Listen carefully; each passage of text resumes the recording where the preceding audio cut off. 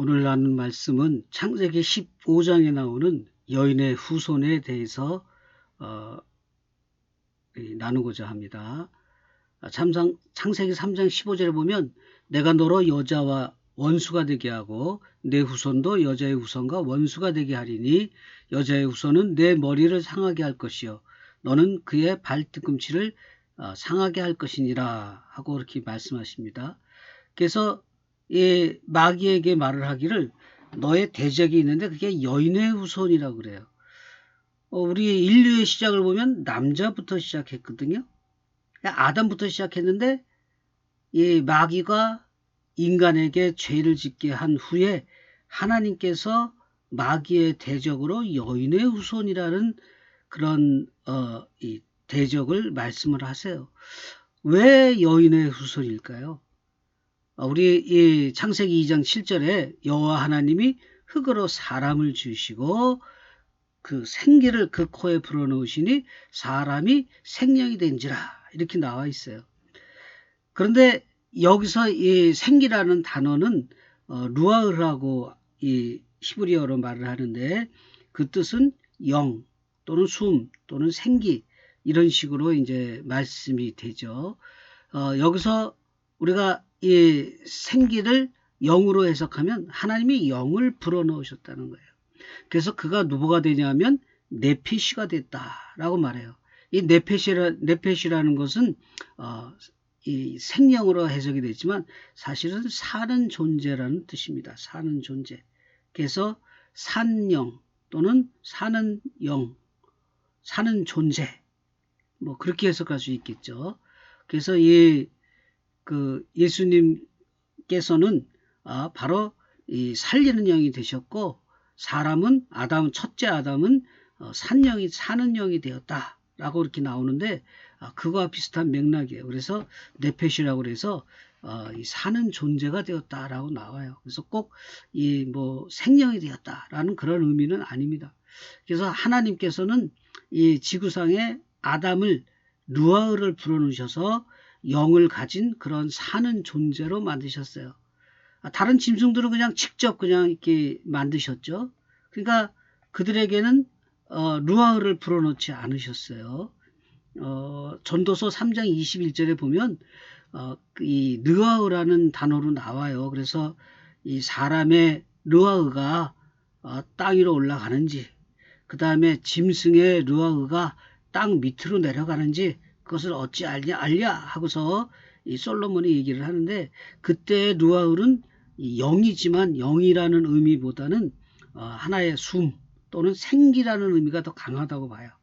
그래서 그것도 일종의 그 사는 존재 네페시라는 그런 의미로 르아흐를 사용한 게 아닌가 싶어요. 안 그러면은 이 짐승들도 영이 있게요. 짐승이 영이 있으면 짐승도 천국을 가야 되는데요. 그것은 성경적인 원리에 맞지가 않죠. 그래서 이 킹제임스 성경에서는 짐승도 스피릿이 있다, 영이 있다 라고 그렇게 영어 성경으로 써놨는데 그것은 조금 이제 너무 원어에 충실하다 보니까 잘못된 그런 번역이라고 볼 수 있겠어요. 그래서 그것은 아마 네페시를 의도해서 의미해서 루아흐라는 단어를 쓴 것 같아요.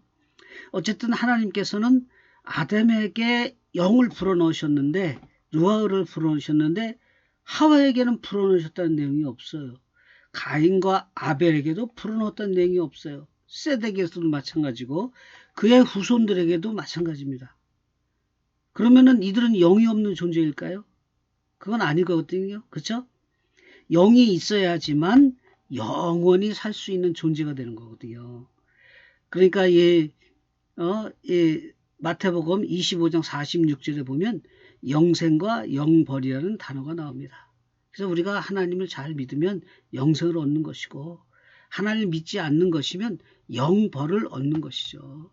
그래서 루아흐는 영원히 살게 하는 그런 기능을 한다고 볼 수 있는 거죠. 하나님은 이 아담의 영만을 만드셨다고 볼 수 있어요. 말라기 2장 15절에 보면 그에게는 영이 충만하였으나 오직 하나를 만들지 아니하셨느냐? 어찌하여 하나만 만드셨느냐? 이는 경건한 자손을 얻고자 하심이라. 라는 그런 말씀이 나와요.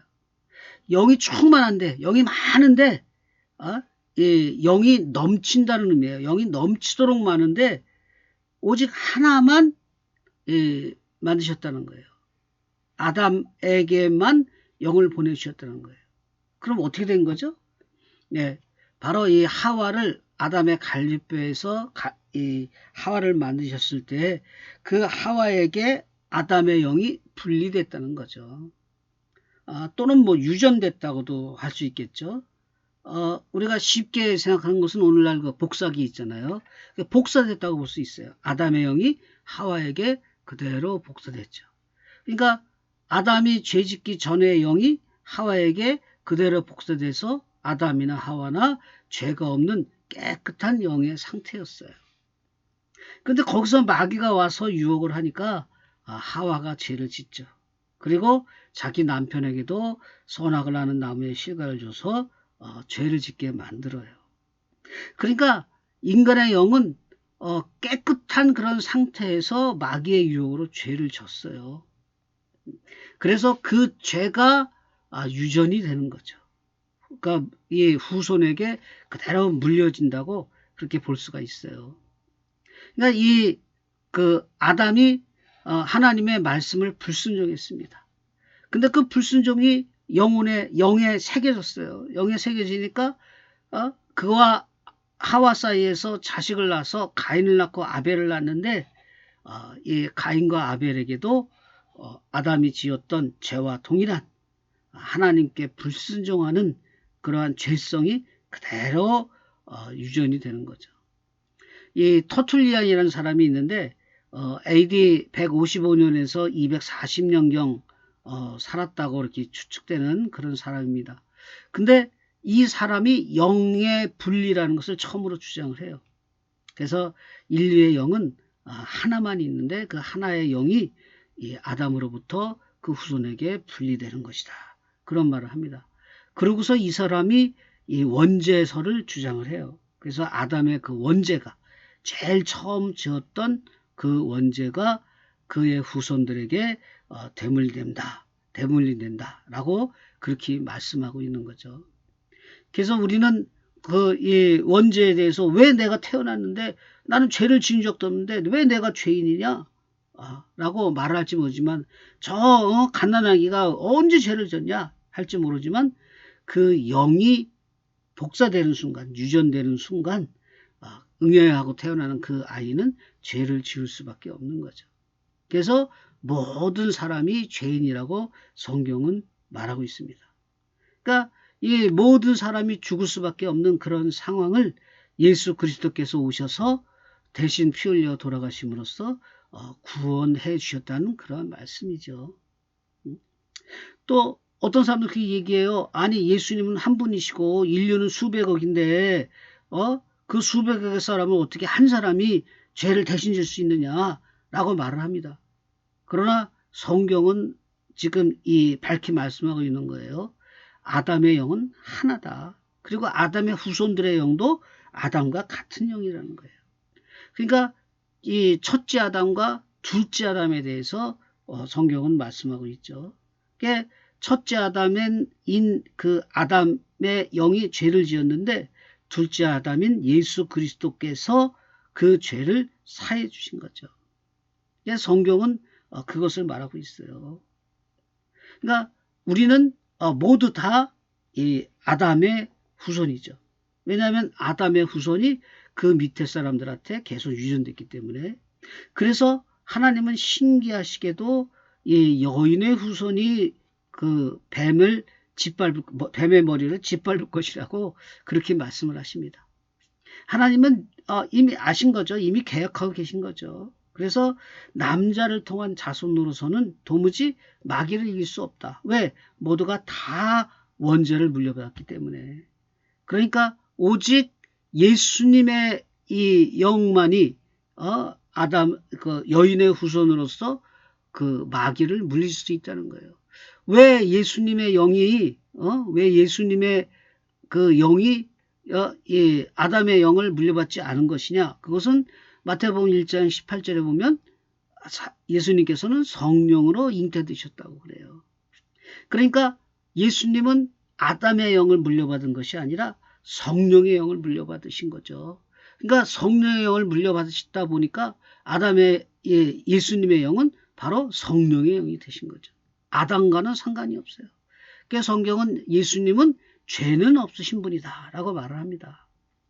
천주교는 예수님이 죄가 없으려면 마리아도 죄가 없어야 된다 라고 그렇게 주장을 해요. 그러나 그렇지가 않죠. 마리아는 영을 유전시킬 능력이 없어요. 왜? 이 마리아의 영도 누구의 영이죠? 아담의 영이에요. 그래서 오직 아담만이 영을 유전시킬 수 있는 거죠. 그러니까 이 남자와 여자 사이에 태어난 모든 사람들은 다 아담의 영을 가졌어요. 그러니까 모두가 다 남자의 후손인 겁니다. 여인의 후손은 오직 예수 그리스도밖에 없으셨어요. 그래서 예수님은 성령의 영을 받았기 때문에 예수님의 영에는 죄가 없으십니다. 하와는 예수님에게 그 육신적인 그런 유전을 물려줬지는 모르지만 이 영적인 것을 유전시키지는 않았어요. 그래서 성경은 그것을 말하고 있는 겁니다. 왜 하나님이 하나의 영만 지으셨냐? 하나의 영만 지으신 이유는 바로 이와 같은 사정 때문에 그래요. 그래서 아담의 그 죄가 예수님에게 이어지지 않는 그런 거를 여인의 후손이란 단어로 쓰고 계십니다. 그러니까 말라기 2장 15절에 하나님은 영이 많으시지만 흘러 넘치시지만 오직 한 영을 지으신 이유는 경건한 자손을 얻기 위해서예요. 바로 예수님을 얻기 위해서죠. 그래서 예수님께서는 죄 없이 이 땅에 태어난 분이 되시는 겁니다. 죄의 그 종류를 봐도 하와는 하나님처럼 되려고 선악과를 따먹었어요. 근데 이 하와의 불신앙의 죄가 유전된 것이 아니라 아담은 선악을 아는 나무의 실과를 먹지 말라고 그랬는데 하와가 죽으니까 먹었어요. 그러니까 아담의 이 죄는 불순종의 죄죠. 그래서 불순종의 죄를 지었기 때문에 인간들에게 기회가 있던 거죠. 인간이 마귀처럼 하나님을 대항했다면 아마 인간에게도 기회가 없을지도 몰라요. 그러나 그 인간의 원죄가 불순종의 죄이기 때문에 하나님께서는 기회를 주시는 거죠.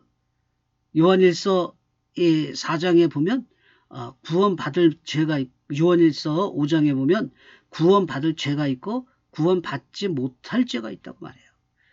그래서 예수님도 말로써 인자를 거역하면 사심을 얻되 성령을 거역하면 사심을 얻지 못한다고 그래요. 지금 무슨 얘기냐면 불순종의 죄는 사함을 받을 수 있지만 불신앙의 죄는 사함을 받기가 어렵다는 거예요. 그것을 성경은 말하고 있는 겁니다. 그래서 아담과 하와는 죄를 지었는데 예수님께서 에덴 동산에서 쫓아내시지만 그들에게 가죽옷을 입혀주셔요. 하나의 예표죠. 그래서 짐승의 피를 흘려서 지은 그 가죽옷으로 아담과 하와의 두려워함을 가려주신 거죠. 그러니까 그런 것들을 성경은 밝히 말씀하고 있어요. 그러니까 이것을 우리는 놀라운 그런 하나님의 그 원리를 알 수 있는 거죠. 하나님이 참 놀라우세요. 오직 아담의 영을 하나만 지으시고 그리고 남자를 통해서만 그 영이 유전될 수 있게 대물림될 수 있게 만드셨어요. 그래서 성령이 이 처녀 마리아에게서 자식을 낳으면 그 자식은 이 성령의 영을 가진 여인의 후손이 된다는 거예요. 남자의 후손이 아니라 이 마리아와 요셉 사이에서 났던 그 예수님의 동생 야고보나 그 다음에 유다는 영을 받았는데 아담의 영을 받았어요. 그래서 그들의 영과 예수님의 영은 서로 다르죠. 그러니까 우리는 이런 그 놀라운 원리를 알 수 있습니다. 예, 그래서 이 모든 인류가 다시 말하지만 남자의 후손이에요. 그래서 범죄한 아담의 영을 받았기 때문에 모든 사람이 다 원죄를 갖고 태어나는 겁니다. 반면에 예수님은 성령으로 잉태되셨어요. 그래서 죄 없으신 성령의 영을 받으신 분이 예수님이세요. 그래서 그분은 자신이 아담의 영을 위해서 십자가에 돌아가심으로 아담의 죄를 사해 주셨습니다. 하나님께서는 그래서 우리의 모든 죄악을 예수님께서 담당시키셨는데 우리 영으로 보면 우리는 하나예요. 하나. 예수님도 한 분, 우리도 하나. 그래서 1대1의 그런 대등 관계를 우리가 느낄 수 있어요. 물론 예수님의 그 보혈의 피가 너무나 귀하니까 그 보혈의 피의 한 방울로도 이 지구를 뒤덮을 수 있을 만큼의 은혜를 미칠 수 있죠. 그래서 우리는 옛날에 그렇게 설명을 했어요. 수십억, 수백억의 사람이라도 예수님의 피로 모두가 다 구원받을 수 있다고. 그러나 또 다른 원리로 보면 이 영이라는 원리로 보면 1대1의 관계가 존재하기 때문에 바로 예수님의 영이 바로 아담의 영을 구원하는 그러한 현상을 우리가 알 수 있는 거죠.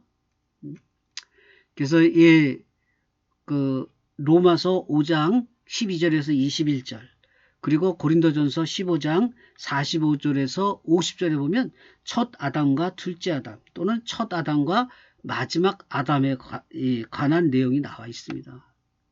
거기서 보면 그 둘째 아담은 살리는 영이시고 그리고 첫째 아담은 사는 영이다 라고 그런 말씀이 나와요. 그러니까 사는 영을 살리는 영이 살려주시는 거죠.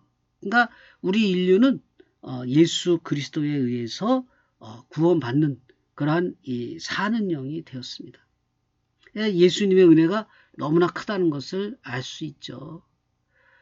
사람들은 또 물어요. 전능하신 하나님이 왜 아담이 죄를 짓게 하셨느냐?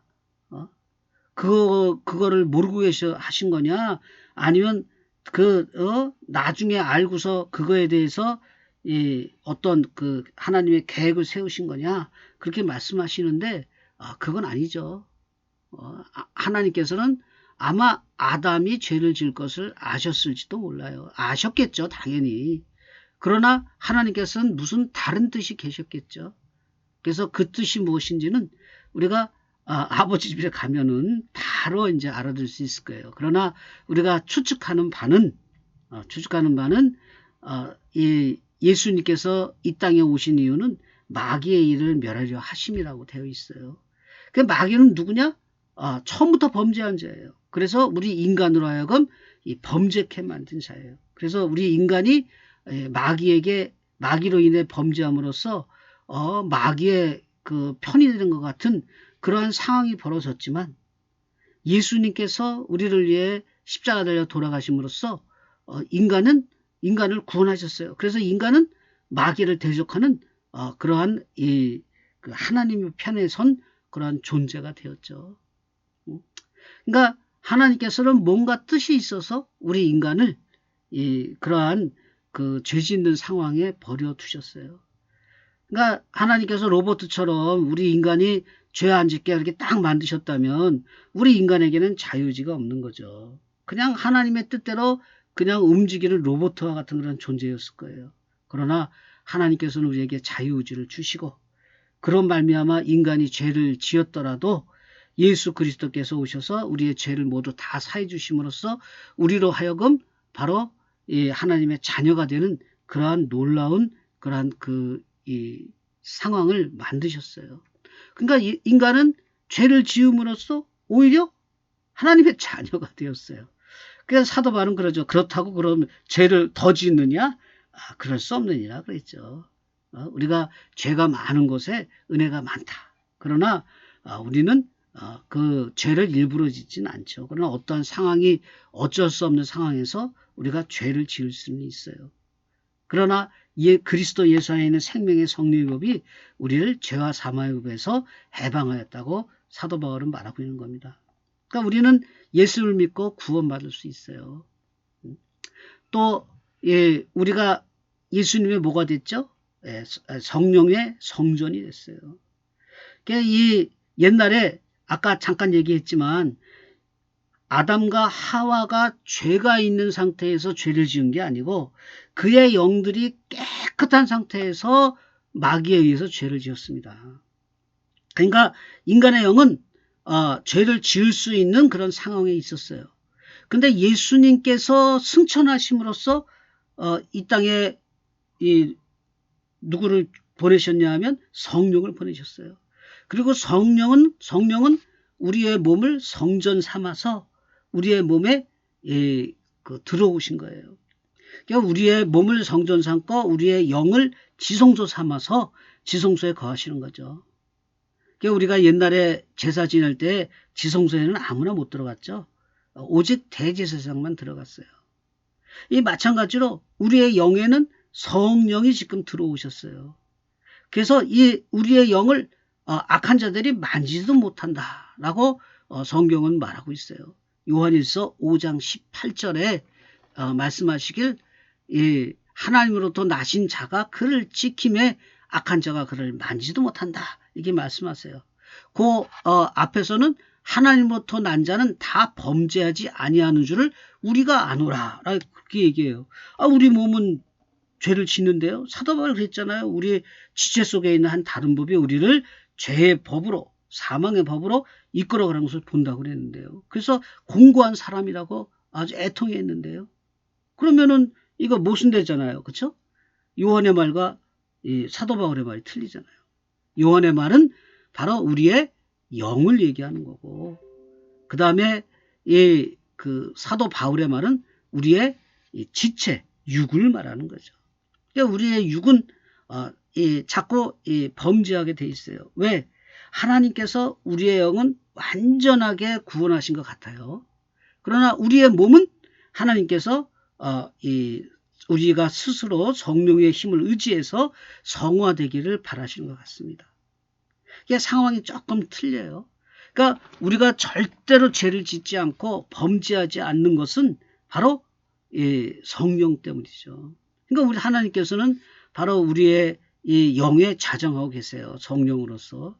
그러니까 성령이 우리의 영이 죄를 짓지도 못하도록 지키실 뿐더러 우리의 영이 원수들에게 침투당하지 않도록 그렇게 지키시는 거죠.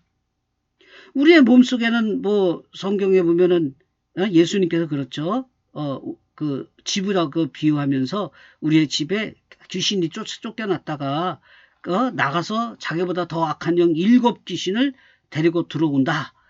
그러니까 집을 잘 지키라는 그런 의미로 말씀하십니다. 그때 그 집은 우리의 몸을 말하겠죠. 그러니까 악한 영들은 우리의 몸속엔 들어올 거예요. 그러나 우리의 영은 요한 1서 5장 18절에 말씀하셨듯이 원수들이 만지도 못하세요. 이 마침 로마서 12장 1절에 보면 그러므로 형제들아 내가 하나님의 모든 자비하심으로 너희를 권하노니 너희 몸을 하나님이 기뻐하시는 거룩한 산제물로 드리라. 이는 너희가 드릴 영적 예배이라 라고 말씀하세요. 즉 뭐죠? 너희의 몸을 너희가 하나님께 산제물로 드리라는 거예요. 그게 성화의 과정이죠. 우리가 우리 몸을 하나님께 산제물로 드린다는 얘기는 우리가 그리스도와 함께 죽는다는 거죠. 우리가 죄의 유혹에 우리를 이 마귀가 유혹할 때 우리가 우리의 몸을 하나님께 산제물로 드림으로써 우리가 그것을 벗어날 수 있는 거죠. 그러니까 우리가 하나님의 말씀을 이 마음에 둠으로써 우리가 이 범죄로부터 자꾸 멀어지는 거죠. 그것을 성경은 말합니다. 그래서 우리의 영은 성령이 예수를 믿고 성령이 오시는 순간 우리의 영은 완전히 구원받고 완전한 보호를 그럼 받는 상황에 있지만 우리의 몸은 그렇지 못한 상황이에요. 그래서 우리의 몸이 보호받기 위해서는 계속해서 우리가 영적 예배를 드려야 하죠. 우리의 몸을 하나님이 기뻐하시는 거룩한 산제물로 드려야 합니다. 뭐 어떻게 해야 되는 거냐? 그거야 말씀했듯이 이 말씀대로 사는 거죠. 말씀대로. 그러니까 우리가 말씀대로 살려고 노력을 할 때에 그것이 우리가 성화되는 그런 과정이에요. 세상에 뭐 도덕이나 뭐 이런 것도 지켜야겠죠. 당연히 그거 다 이 말씀의 큰 범주 안에 있는 거지만, 그러나 구체적으로는 우리가 성경에 나오는 그런 말씀대로 사는 그러한 그 삶을 살아야 되겠죠. 그러니까 성령은 그것을 말씀하고 있어요. 그래서 이제 다시는 마귀가 우리의 영은 건들 수가 없어요. 우리가 예수님을 믿고 성령을 모시면은 우리의 영을 마귀는 건들 수가 없습니다. 그래서 이 고린도 전서 5장 5절에 보면 이 범죄한 사람을 보고서 사도 바울이 그러잖아요. 저의 육체는 사단에게 내어주고 그의 영은 마지막 날에 구원을 얻게 하려 함이라. 그렇게 말씀하고 있습니다. 즉 그 영은 그가 육신이 타락했을지라도 그 영은 마지막 날에 구원을 얻을 수 있어요. 그러나 그 구원에 대해서 고린도전서 3장 15절에 의하면 불 가운데 얻은 구원이다. 그렇게 말씀하고 있는 거죠. 그러니까 우리는 이 몸으로도 죄를 짓지 말아야 되죠. 범죄하시면 안 되죠. 예수님께서 그러셨어요. 발을 씻어 주시면서 이 베드로가 발을 못 씻지 말라고 그러니까 너희는 다 목욕은 했는데 그러나 발은 씻어야 된다. 그렇게 말씀하세요. 발을 씻지 않으면 나와 상관이 없다고 말씀하세요. 그러니까 우리 이 구원파처럼 예수 믿으면 마음대로 생활해도 된다. 그렇지가 않아요. 그들의 그 영에 대한 얘기는 맞아요. 우리의 영은 우리가 예수를 믿으면 그 예수님께서 오셔서 우리의 영을 지켜주시기 때문에 우리의 영은 마지막 그 날까지 영생을 얻을 거예요. 그러나 우리의 몸은 그렇지가 않습니다. 그래서 우리의 몸은 너무나 더러워지면 그 타락해서 나중에 영까지 더러워질지 몰라요. 왜? 예수님을 안 믿게 되고 예수님을 반대하고 예수님을 믿는 자들을 핍박하는 그러한 자가 될 수도 있기 때문에, 따라서 우리는 이 몸도 거룩한 단계를 밟아야 됩니다. 그것을 우리가 성화의 단계라고 하는데 바로 그 방법은 우리의 몸이 거룩한 산제물로 하나님께 드려지는 거예요. 우리의 힘과 우리의 능력으로 사는 것이 아니라 하나님의 힘과 능력으로 살려고 하고, 또 우리를 위해서 사는 것이 아니라 바로 하나님을 위해서 살려고 하는 그러한 삶을 살 때에 우리가 우리의 몸도 거룩해지고 깨끗해질 수 있는 그런 그것을 바로 로마서 12장 1절은 말씀하고 있는 거죠. 예수님께서 성령으로 태어나셨듯이 이제 우리는 예수를 믿고 나면 그 믿음으로 말미암아 성령께서 우리 안에 내주하셔요. 그러면 어떻게 되는 거죠? 우리는 바로 거듭난 영혼 또는 새로운 피조물이 되는 겁니다. 우리의 영에 성령이 임하셔서 우리의 영을 성령으로 물들이시는 거죠. 그래서 죄를 지었던 아담의 영이 아니라 새롭고 깨끗한 영이 된다는 거예요. 고린도후서 5장 17절은 보면은 우리는 새로운 피조물이라고 그러죠. 누구든지 그리스도 예수 안에 있으면 새로운 피조물이라. 이전 것은 지나갔으니 보라 새 것이 되었도다. 이렇게 말씀하고 있습니다. 그래서 우리는 새로운 피조물이에요. 성령을 우리 몸에 모신 순간 우리는 새로운 피조물입니다. 그래서 우리 이 성령을 모신다는 것이 얼마나 중요하다는 것을 알 수가 있죠. 예수님께서 단순히 피 흘려 돌아가셔서 십자가상에서 우리의 죄만 사해 주신 게 아니에요. 예수님은 바로 성령을 보내주셔서 우리의 영이 성령으로 변화되기를 바라셨어요. 그래서 우리가 하나님의 자녀가 되길 바랬어요. 예수님께서 성령으로 태어나심으로 하나님의 아들이라 인정을 받으셨어요. 마찬가지로 우리가 성령을 모심으로 말미암아 우리가 하나님의 자녀로 인정을 받는 겁니다. 그래서 저나 여러분이나 진짜 예수님처럼 그런 성령을 모셔서 그래서 여인의 후손이 돼서 마귀의 머리를 짓밟는, 마귀의 권세를 짓밟는 그러한 사람이 되어야 되겠습니다. 그래서 여러분 진실로 성령을 받으시고 하나님의 자녀가 되시기를 예수님의 이름으로 축복합니다. 네, 감사합니다.